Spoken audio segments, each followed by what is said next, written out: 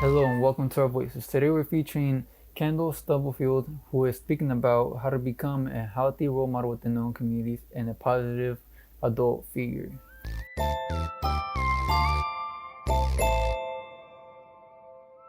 Yeah, Kendall Stubblefield, from San Jose, California. Currently in Los Angeles, doing school at Santa Monica. Majored in communications. So in these, troubling times, I think I need to get my voice out there and talk and communicate with people about what's going on and letting them know other people's sides. So yeah. What keeps me motivated is all the people that I've had in my life and the impacts and positive influences that they've put on my life, whether I was down or, I just needed mentoring or I couldn't figure out something really little. That ranges from teachers, family, brothers, students, classmates, anything, you name it. There's a lot of people that may not have a real mentor, a physical person in their life, but it's little things that you can take away from each and every individual. And when they make that change on your life and you see how they changed your life and you realize if he wasn't in my life, I'd be here. You start to think, man, there's a lot of other kids that are just like me that I could help a ton, who are in way worse situations that I could really help influence and impact their life. So yeah. Yeah, and before we go on to like identifying some of those pivotal moments within our lives, you mentioned those mentors within your life and the difference they made within your right. What are some of those examples? What kind of things did they teach you? What kind of things they showed you? Well, growing up for me, broken home, a lot of a lot of people express it in different ways. They could be depressed, they could be angry, however they express whatever goes on in their home life when it comes to school. But growing up, a really big helpful person in my life was my high school basketball coach. He was a really wise guy that we always made fun of, really old guy growing up, but in a joking way, really nice dude. But came around my junior year and I was just, I had some things going on with my dad that he was dealing with, and I was expressing those. I never really was a person that would express their emotions out to somebody. I'm not going to tell you what's going on. I'm going to hide it. But I'm going to express it through anger. And I did. And I was doing that on the basketball court because I live and die for that. Especially at that time, I was all basketball, nothing else. I wasn't a fan of school. I wasn't really, doing much outside of school but basketball. And so, that was my life at the time. And whenever something little would happen, he noticed I would get very angry, very upset, and I started talking back to him. And he would sit me down every lunchtime, and he would just talk to me. He would never ask me something that I wouldn't want to answer or feel uncomfortable answering, whether it was just "How's your day going?" Um, but it's just a lot of little things that you take away from people like him and how successful they are, and you never really know what other people have been through. And he had told me what he's gone through and what he still has to deal with now, and um, how hard it is sometimes to get through life being who he is. But yeah, he had a big change in my life. I didn't really listen to a lot of people, up until 18, 19. And in high school, I finished high school around 18, but I really listened to him. And he had a lot of messages and things to say that helped me cope and deal with anger and how to deal with it and how to just take a few deep breaths and keep moving. That was always one of the things he would say. If I was ever mad, we would talk in the classroom and I could get mad and he could see me angry and he would just tell me, take a few deep breaths, calm yourself down. And it's crazy how much that could really help, just just breathing sometimes, for real. But yeah, he was one. And another example is probably my godfather, Mr. Jackson. He's a great dude. He's a very successful man, and you just see how one of his ways to humble myself and is you just you wake up in the morning and you can walk. There's people that can't do that. There's people that can't wake up and make themselves breakfast. There's people that wake up and can't drive himself to school or drive himself to a workout, can't even work out, that wake up and they don't have anybody there for them. So, I was always told that growing up, but I never really understood it. I wish I did, but yeah, I definitely understand that now. And whenever I'm angry or acting out of hand, out of line, whatever it is, it doesn't have to always be angry, but yeah, you just ask yourself and tell yourself those few little things, that there's people out there that are nowhere near you and they don't have anything and have so little opportunities that you have, and that you need to really be grateful and take ownership and take pride in every opportunity you have, for sure. Well, you shared about your coach and Mr. Jackson. It reminds me of the professors I had in my life too. Those professors. I had the assumption that they had everything already set with them. That they had lived a polished life and so on. Uh-huh. But when getting to know some of them, I realized that we have very similar experiences. That we have struggled in similar ways, especially those that have similar ethnic backgrounds as I. And that's Hmm. when I started realizing that all those mentors I have in my life also have a season past. You know what I mean? If that makes sense.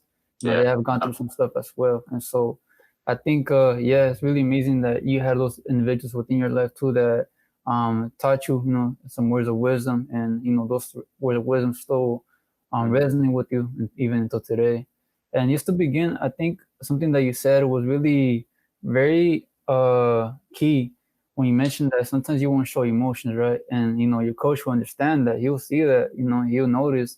But we, as young men of color, we tend to hide those emotions, suppress that, and it goes Absolutely. to different kind of Absolutely. ways. And I think that's one of the obstacles that we could start talking about that often, other is the young men of color, right, have to overcome. And Mhm. so within that experience, I don't know if you want to go too into detail, whatever you're comfortable sharing, it's all right with me. But when it comes down to like healing or just your emotions or being able to express yourself, or those stereotypes that come with being a man, young man, what are some of those experiences that you had to go through? Yeah, I'll extend off of what you were saying about hiding emotions.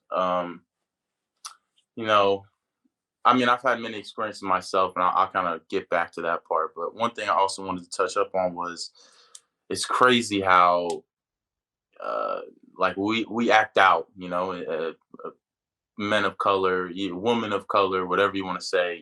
It's we're the young kids growing up, we're the middle schoolers that cause trouble and all that stuff. But really, it's just because they're at home and they're going through stuff, but they can't express it, and that's the reason that they're acting out. I always growing up, for me, that was always the bad kid. When in reality, he was not bad.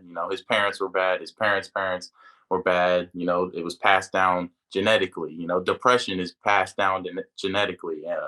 And all that sort of little stuff, anger, not being able to express yourself, it's all passed down through DNA. And it's sad sometimes seeing kids not being able to overcome that. Usually you got to go through something, that really kicks you to the dirt, and then you got to have people there to bring you up, and wise people to be able to say, hey, this is why you act out, because yada yada happened, this happened, you had trouble with your parents, little stuff like that.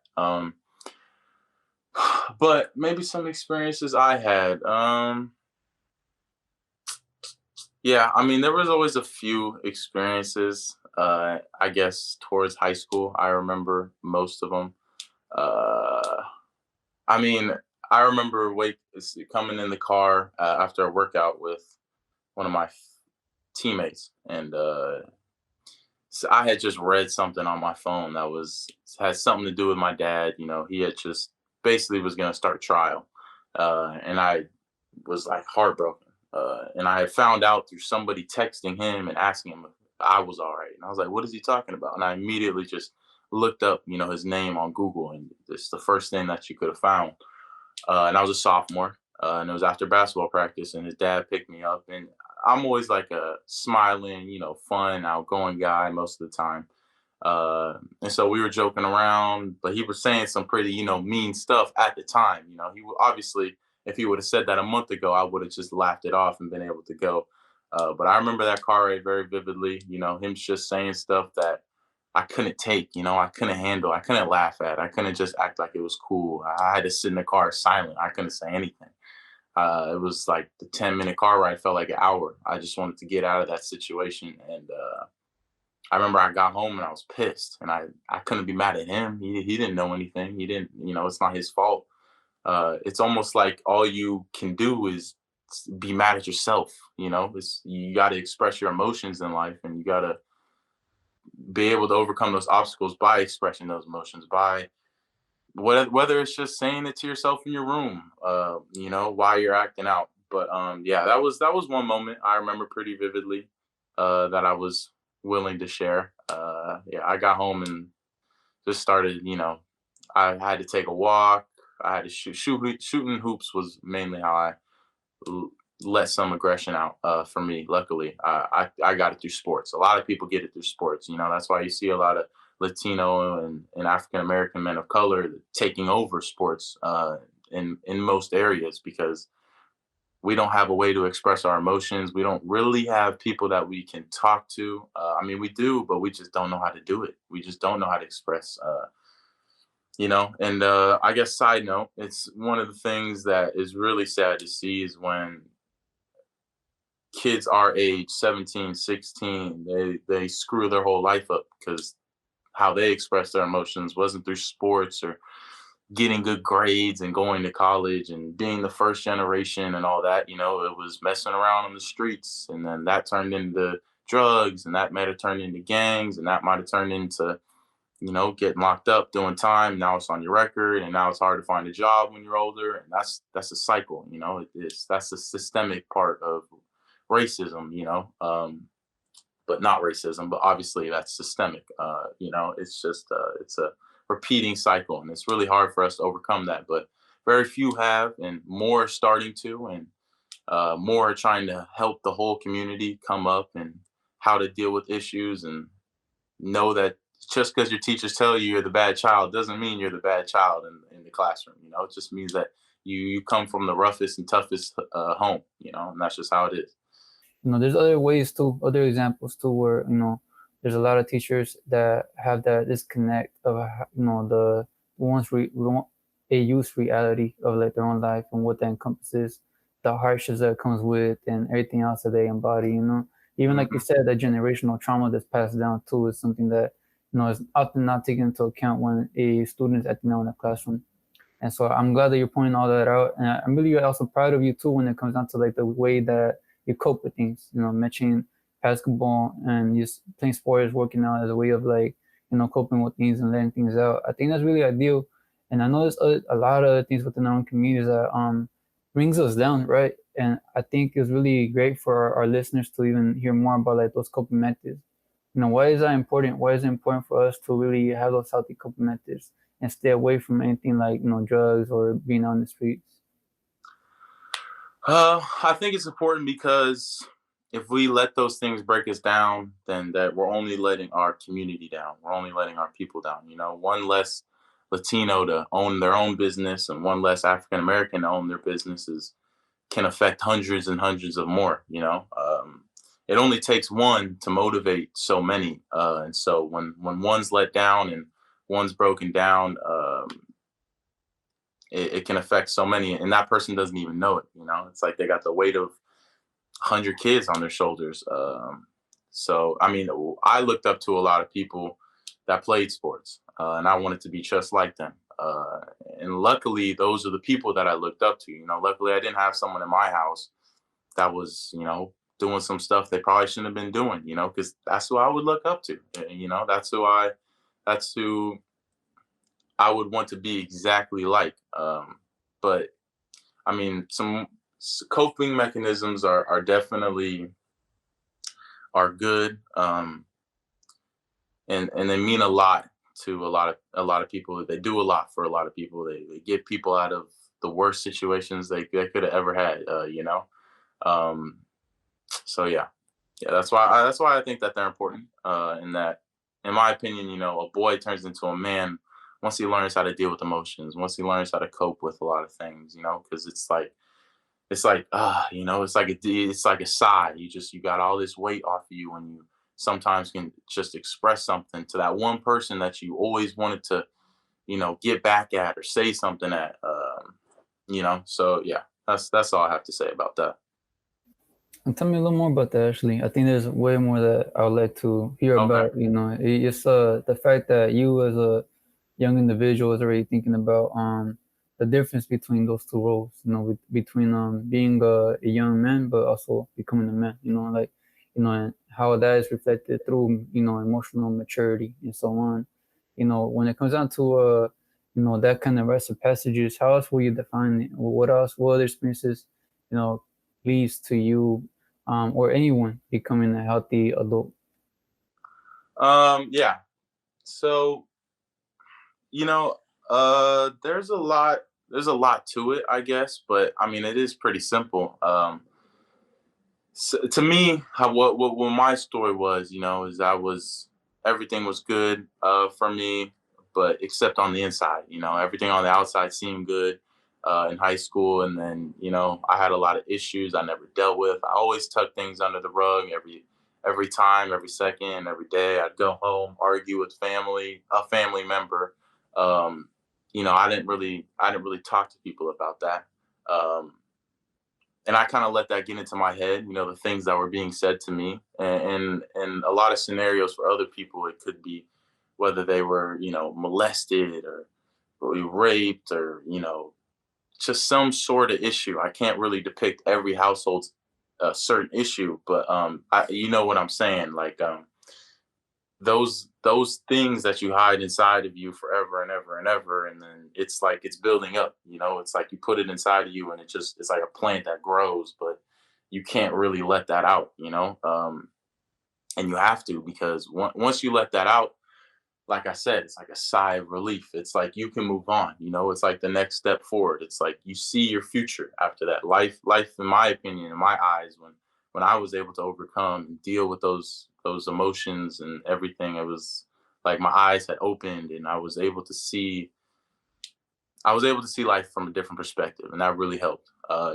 was looking at things not the way I should have been looking at things. I was worried about the wrong things. My priorities weren't straight. But once my eyes were open and I was kicked down to the ground, and I had people that were able to bring me up in my life. Luckily, I did. I was able to see things differently, and it really helped me move on, and it really helped me become a man, as you would say. Um, so yeah, I was always that outgoing, fun guy, but those kids are sometimes most of the times the kids that have a lot of issues. Even if you're the silent one, a lot of those kids have issues. So yeah, I mean, I believe sometimes that you can figure it out on your own. There's no doubt, but you got to be really strong. You got to, that's hard. You want somebody in your life that you can trust, from age whatever. You just want them there, because when something goes down, if something goes wrong, and you're finally ready to talk about it, you're gonna want someone you can trust to talk about those issues. Someone that's wise and that's also been down the same road that you have, and they know exactly what you need. They know what's best for you. It may not be that what you want to hear, uh, but it's what's best for you. Yeah. I really appreciate the tips that you're giving now in terms of like how to process those emotions and everything. I think it's really needed, because once you overcome those traumas, overcome that generational, it's the traumas that you inherited as well, Mhm. and all the racial disparities within the community. Once you like overcome that and surpass that, you are at a level of the kind of clear mentality of like, all right, now what could I do to better my community, or what could I do to even be a further myself as a role model within those roles. And you yourself, you're a young individual, but even the way they speak is very already profound and very mature, right? And so I already see you and embodying those traits, right? And I was just wondering, as one of my last questions that I have is, what are your hopes now? Like, what kind of examples, or yeah, what kind of role model do you wish to now be for those within your community? hmm I don't have it all down. That's for sure. I don't have I don't have life down in my palms just yet. But I'm working for that. And I guess one of the things you could say, is taking some small steps and trying my best to first influence my friends, be there for my friends, but uh, also kind of open their eyes up. There's kind of war in this country right now, and it's Republican, Democrat, in politics. It's a big war. Um, and a lot of the people that I grew up around don't take the same side as me. Um, and I try to get them to understand what's right and what's wrong. And it gets to a point where if they don't understand, then I got to move on with my life. I got to better myself. I can't keep letting you be my anchor. But that's a little side note. But as of right now, I'm just working on myself, making sure I'm staying up with school, working out every day, trying to athletically be the best I can, and then my keeping my mental up, because that's always what dragged me down. Where I'd come home and fight with my mom, and I wouldn't want to go work out. I wouldn't want to go to class. Simple stuff like that. So now that that kind of that stress is out of my life, I'm able to just work on myself, um, be as successful as possible. Be try to make it. Try to make it, and then come back to the community. That was always been my goal, even as a kid. Is when I get rich and famous, as I used to say to myself, as like a little 5-year-old, I want to come back and be able to influence the kids that were just like me. Like look at the kids playing and see the loud ones and outgoing ones, and know that probably his home isn't as good as it seems. You know. So yeah, my what I want to do is help kids just like me. I want to be a role model for kids just like me. So yeah. And my last question would be for those that are also trying to be role models, what's some words of advice that you have for them? Man, that's a tough one. Do your best. I can say that. Try hard, try very hard. Never give up. That's for sure. Don't give up on trying to better someone. Um, but sometimes you do have to be selfish. I will say that. Usually, the people that are trying to be role models for other people are very unselfish, and that leaves them in a position where they get the short end of the stick. Some people would say, but for some people that are trying to be role models, it may not come for 7 years. It may not come for 10 years, and that's just how it is. You can only influence so many people, and you can only get so many people to look up to you. And how I think of it, sometimes is when you show success and you show that you wake up in the morning at 7, 6 in the morning, and you read the newspaper or you do whatever you do. You just show that you're up and you're doing stuff. You don't sleep in. You're not lazy. People look up to that and they want to do that. uh, and then they start to ask you, well, how did you do it? And that's how you really, in my opinion, you influence people. You take a few years, you take a couple years for yourself, and you try your best to become successful, post college, during college, whatever it is.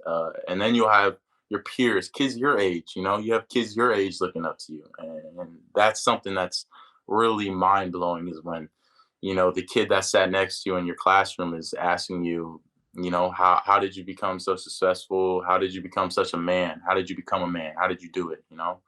Uh, and then you're able to just share your experiences. It's natural. It flows. You just tell them what you've been through. You tell them what you've seen, and they're able to take from that, and hopefully they have other people in their life that they look up to, that they can take a little off of each table, a little off of each people's lives, and that makes a man. Yeah.